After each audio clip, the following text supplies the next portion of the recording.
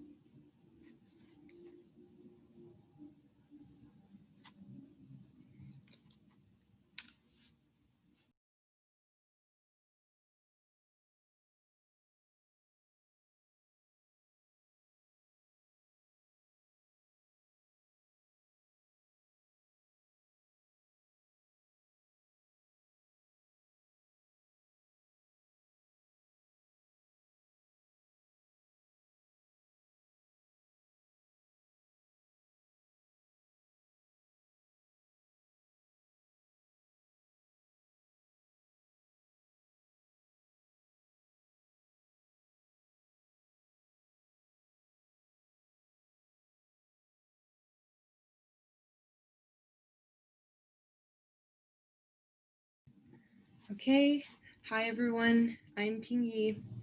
I'm going to be the presenter of the webinar today along with Santiago. So we're just waiting for like some more people to join very soon. And I can also just like answer some question quickly if that's what you guys want, or I can also answer it later. And sorry about if there's like noises and stuff. So what is it like being a peer consultant? That's a good question. We can answer that later on, and you guys can feel free to always leave questions in the Q&A sessions so that we can answer them later on. One more minute.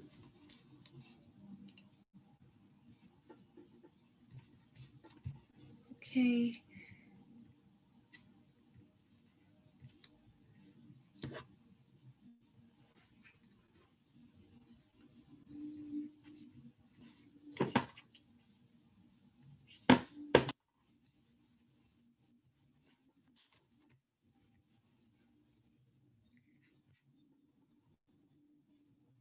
All right, so we're going to start the webinars. Today, our topic is how to ask for an internship. Here we're Sarc, we stand for Social Science Academic Resource Center. Many of you probably are interested to get an internship and to head start for your career path. So I know that many of people have often asked us, how do I get an internship? We know that there are many websites and resources that you can get an internship from, for example, like the Handshake or LinkedIn. But however, today we're going to talk about why and how we can actually ask for an internship that many times might not be available to us. So first of all, I wanted to say happy Halloween. It's around the corner, and I know this year, because of the COVID, it's really difficult to celebrate and have parades and parties, but I still hope you guys to keep the spirits and dress up in costumes and call the people that you care about and just have fun. And also, we're going to talk about the hidden job market. So, according to Matt, that a lot of at least 70%, if not 80%, of the jobs are not published. So, this is commonly received as the hidden job market, meaning that there's this job market iceberg. So, a lot of the time, companies, when they need people and when they're in the recruitment process, they wouldn't head out their job opportunities first for online job postings. Many times it's listed to people that they know of internally or through networking, and some are assigned to headhunters. So those are the market that we call the hidden job market. So if you really need a job, sometimes it's really good to expand your searches beyond the websites that might be available. And the job posting sites are definitely very informational, but it's also good to reach out and do more beyond that. So today we're going to teach you how to do that. So it's very, very important to build connections and to reach out as much as you can. So here's are some strategies to tap into the hidden job markets. First is encouraged to use and expand your circle of connections.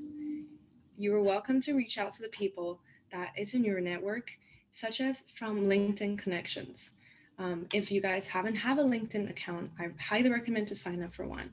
It's very useful, especially during now. You can build up more experiences and list it there and reach out to the people that you might possibly have a job opportunity with. You can connect to alumni or any former supervisors that you have. And you can ask for introductions and you can set up informational interviews or chat with contacts in your industry. Here at UCI, we also have a Anteater network that dedicated to UCI students to reach out to the alums that we have in the network. So what I would recommend to do is to reach out to a person that you see as alum and chat with them if you have a similar areas of interest in terms of your industry or career path, and then sending them some messages or ask for a coffee chat online, and then simply ask them about their experiences and how they get there and if they know anything around them or any job that might be opening up. Also, it's important to consider sending messages to friends or family and letting them know about your job search. I once got one of my opportunity. It was an internship related from my family, and it's because of a family friends that was working on a similar industry. So I was able to benefit because of the connection that they had. It's also very important to contact the employers directly. So reach out to the employers that you have or you're interested to work in. Reach out to them by sending in a cold email or making a cold call or visit in person. Due to the quarantines and the COVID, it's really difficult to visit in person. So I would highly recommend to reach out through emails, and we're going to show you how. Another method is to leverage the media.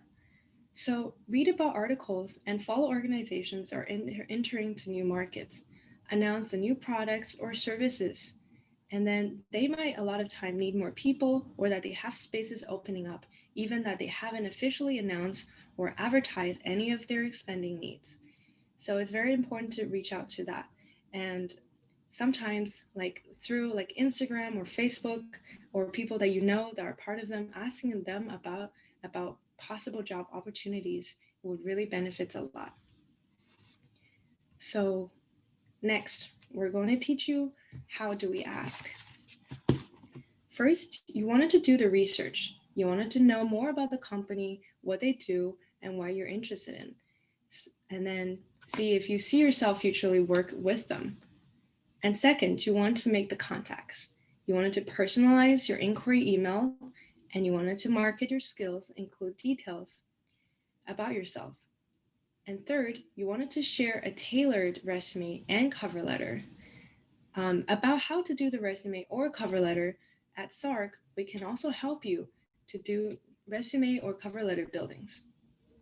And then fourth, you wanted to be following up with the employers. You want because people can be busy and maybe they haven't really seen your emails or that they forget. So you always wanted to ask them questions like, "Hi, I hope you've been doing good. I just wanted to check up with you about this email that I sent, and I wanted to know this and that." So here are some tips. So you don't really necessarily have to, but having a catchy subject line really can help you to ensure that your email doesn't end up being ignored in the junk folder. Sometimes having your name in the subject line helps, or you can address that you're a UCI student at this and that. And it's also important to update your contact information so that if they do reply you can receive the messages as soon as possible. Another tip is to be persistent. It could be very easy to be discouraged. A lot of time you might be sending out a lot of emails and not receiving any yes or not receiving anything at all. But just know that if you're being persistent, there's always something that's there for you. Another important thing is to use professional emails and languages to address it properly so that you can make them feel like you're trustworthy and in a professional setting. Okay. So here is a sample internship inquiry email that we have. The subject title being UCI Business Economics students interested in helping your team. So that is a very catchy subject title that makes people want to know more about you and that they might be interested to use some help. And then, of course, following the attachments always should be about your cover letter and resume. So the cover letter and resume should be the much more detailed about you, a detailed information description about you. The email could be pretty short and simple and just have like a clear interest. But you can also talk more about yourself if you'd like to. So here, dear someone, so this person, you could say to whom that may be concerned. Or if you already know a person, specific person, that could be the decision maker or the HR or the director or something, like someone that it's the head person that are responsible for recruitment. It's always easier to have a specific person so that you can direct the interest to that. And you can say, I'm currently a student majoring in business economics at UC Irvine. I'm looking to develop my professional skills and specific things. Like I wanted to inquire about any internship opportunities that could be available at this time at this firm. I'm particularly interested in these industries and I've attached my resume and cover letter for your convenience. I'm looking forward to hear back from you soon. Thank you for your time. So that would be a good sample inquiry email. It's very clean and concise. And if you want additionally, you can always add availability of your time, and you can also put on your LinkedIn website and your portfolio or any website that you think might benefit you from standing out from the other candidates that could represent you. And so we're going to the next page.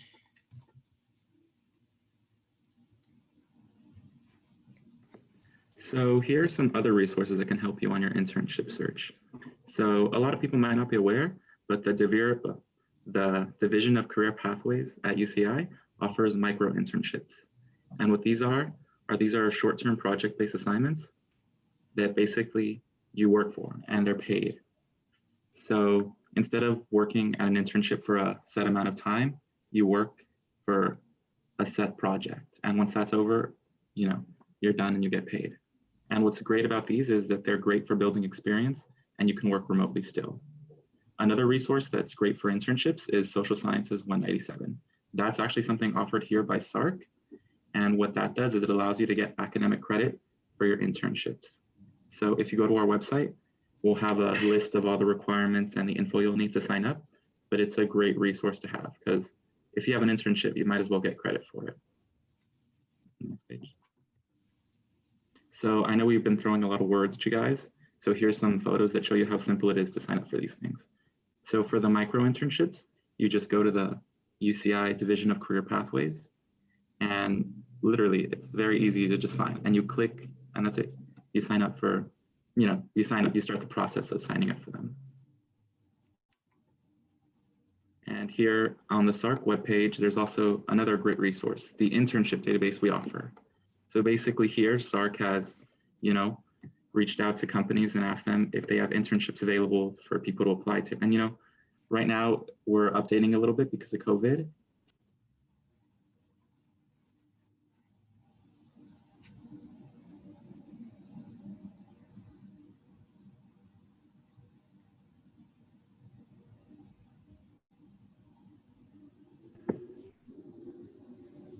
Oh, I think I was muted. Have I been muted the whole time? No. Okay. So here is the Sarc website, and what we have here is the Internship Database.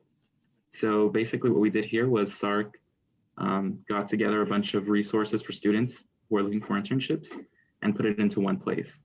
So this is a great resource for anyone looking for an internship. And right now, we're still updating a little bit because of COVID, but still, I think it's a great resource for anyone really looking for an internship. Yes.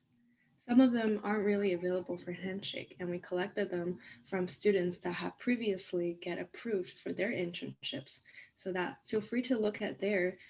We have great resources, and then there's many opportunities and many companies at different industries that are looking for recruit.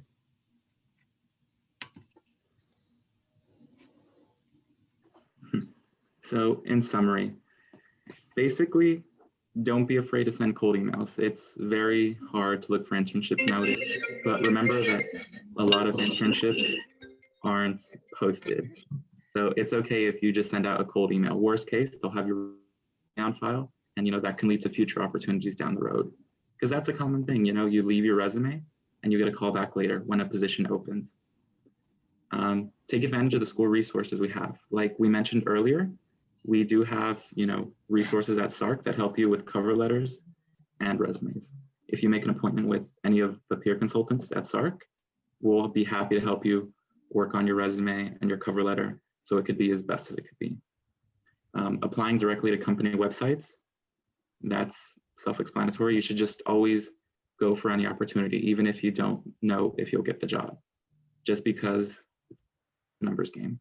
And using job search engines. So here we included some of the famous ones, Handshake, Indeed, LinkedIn, and some school resources you can use as well.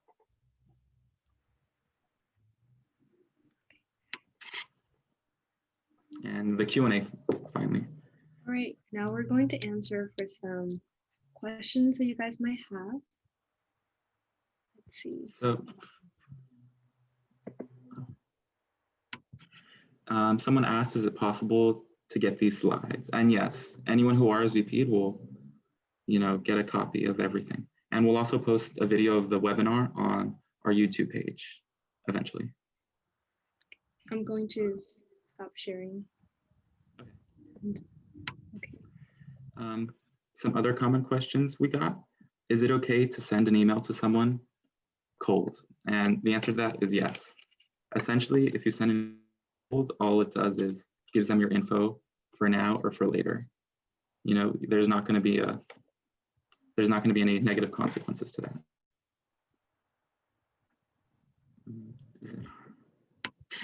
Is it hard for a sophomore to get an internship? I would say that some companies might be looking for maybe senior or junior students, but I would say that I still see markets that they're recruiting for sophomores. Just always to ask and include that in your emails and make sure that they know that this is your class standings, but I'm pretty sure that there's definitely sites that also want sophomores.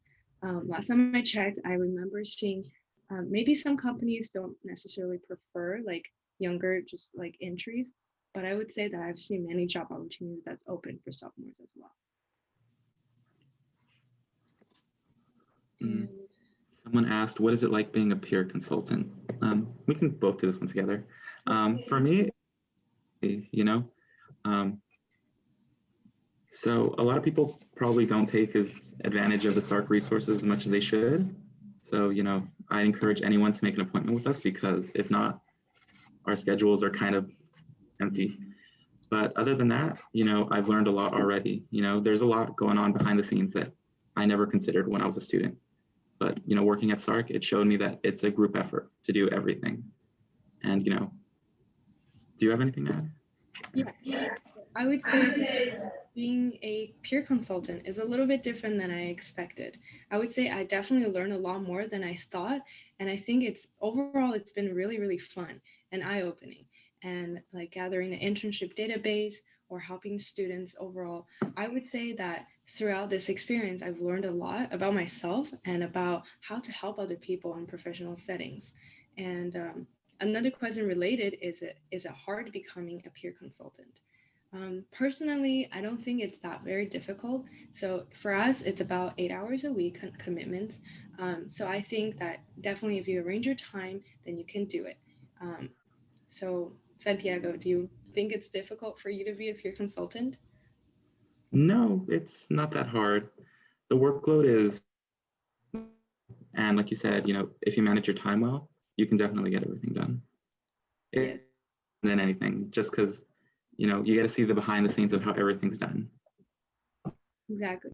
I would say that is very interesting, and we're welcome for you guys to all go ahead and apply. It's definitely a very enjoyable experience, and it adds on to your experience list and resumes.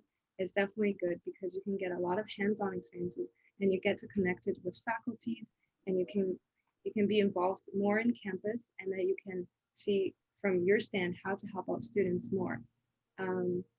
Another question is, how can I get an internship without much experience? So my answer to that is that we all started from having not much experiences.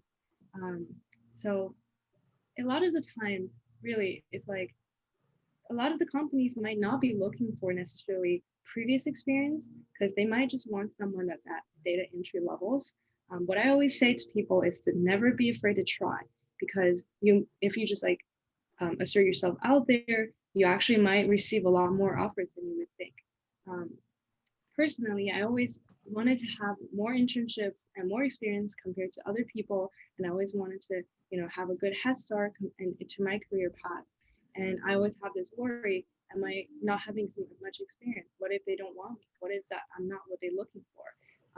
My advice for that is that, again, like, not to be afraid to try. And even you don't have much experiences, you can always tailor your resume and make it more about your other experiences, like about on campus involvement, maybe on clubs, leadership, teamwork, research involvement, or just like anything that shapes you in a person, or community services. It doesn't necessarily have to be internship experiences. So anything that shape you into a person that you think fits their job descriptions. And a lot of time, once you get an internship, it's very easy to get another one. It's like rolling the snowball. So even though you don't have much of experience, don't be afraid to apply. You always might get something. And I would say that it just it's not that difficult in the end. You might get a lot more offer than you expect. And then another question: are research assistant considered as internships? What do you think, Santiago? I'm actually not sure on this one. I think personally, research assistant could be counted to internships, but I think that could count for the research category. So sometime in like resume that you can put your you can label your experiences into like professional internships or professional experiences, like internships that you work for companies or firms and stuff, and then you can also have research experiences. So if you think that being a research assistant, you've gained more about like you've done actual researches, and I think that you can label that under research experiences per se, or you can all put them together into work experiences. But I don't know if they're necessarily considered an internship. It depends specifically on what you do and where you work at. But I would always put them in the research category. Someone asked, how do we make an appointment to get help with our resume and cover letter? So that's a great question. So to make appointments with Sarc, you go to the appointments website for UCI. I'll send that in the chat. Hopefully everyone can see that. And there, all you do is you make an appointment and you scroll down. They'll give you options and you just choose Sarc and make an appointment whenever it's convenient for you guys. And we'll help you one-on-one with the cover letter or anything else you guys need help with. Do you know if there's any internships related to psychology? For the internship database we offer, I'm pretty sure we split up the internships based on major and subject. So if you look through there, I'm sure you'll find something related to psychology. Do you guys know if that's true? Or? Yeah, I think another thing, so related to psychology, because psychology could be applicable to, a lot of industries. So personally, I am a psychology major. And then if you wanted to, it depends on what kind of a field you wanted to do. And I think a lot of time internships are what help us to understand the field that we are interested, to see how it is like to be in doing that field. Personally, like my orientation of psychology, some people could be doing different kinds of psychology. They could be working like, clinical or mental health and like, or social, like gender issues and stuff. My personal, like I was interested in like IO psychology. So I wanted to do like something related to HR and marketing. So that's where I got my internships like related. So I think if you wanted to look for internship related to psychology, again, with what we said earlier, feel free to reach out to the companies that you have in mind or nonprofits organizations that you're interested in to become part of it, like about mental health or about childcare or behavioral therapy. I definitely encourage you to go to career fair as well, because I do think we have one coming up. Because last time I went, I saw a lot of companies that have like open positions, and I told them that I'm a psychology major, and they said it's perfect. It could be a great fit. So again, like feel free to like reach out, and then or use like the Anteater network and or LinkedIn, and always like ask for companies if they're related to psychology. I would say that a lot of job might not be specific for majors, especially if it's social science. So just tell them more about information of yourself and what you're interested in, and hopefully that would match what the company do. So we're gonna end soon. So if anyone has any more questions they want to ask, just make sure to ask them Q&A.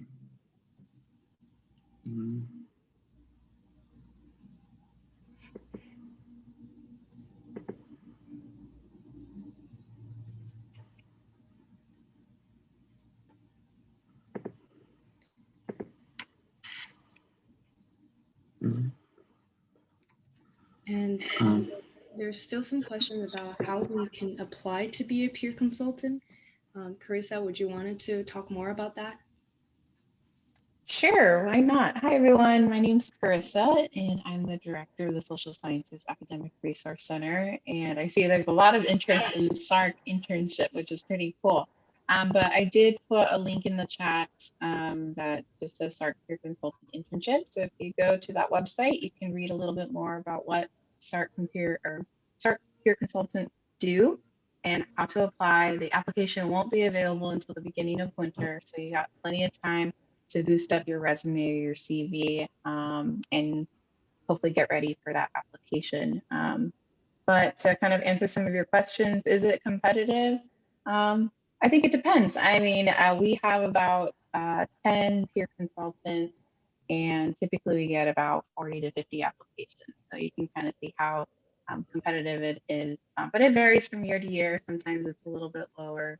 And then, yeah, I think that's pretty much it. But as you can see, Pinny and Santiago did a really awesome job today in talking about internships, and you can also be more knowledgeable about that too if you decide to pursue an internship at the Sarc. But hopefully that answers your question. I'll give it back to you, Pinny and Santiago. Thank you. I'm seeing a lot of questions about appointments. So I just want to remind everyone that we encourage everyone to make appointments with us at Sarc. And you do that through the appointment web. Hopefully you guys can see in the chat. I included a link there, and all you do is you click schedule appointment, and that's it. Just choose Sarc, and they'll give you who you want to deal with specifically. Like you can deal with a peer consultant or a graduate student or someone else. It depends on what you need. If you need more help with graduate school, obviously a graduate student would probably be your best choice, but for the other stuff, we're good too. We just encourage everyone to make an appointment if you have any questions. Okay, so one last question, and we're gonna be closing up. How did you hear about Sarc? Personally, I just heard about Sarc ever since I think entering UCI, because I'm part of social science, and I think that I really always receive emails from the Sarc. I don't know if I don't know if you guys all have are receiving the emails from us, but I remember just seeing like the emails, like the flyers and stuff, and one of them just like says apply to be a peer consultant, and that's how I was like, why not? And a lot of time that really is the attitude. It's to do things like apply away, because why not? If you try, there's always a chance for you to get the experiences. So I've heard about Sarc because of that, and I was also part of the first generation first quarter program, and that we had like a tour to the Sarc office, and it was really cute. Now that we don't have an office, but it's still like a lovely workplace to have. And now that the time is cutting close, so again, thank you so much for coming to the webinar today. We're really happy to have you, and I hope the information that we presented today was helpful for each of you. Thank you so much for coming, and happy Halloween.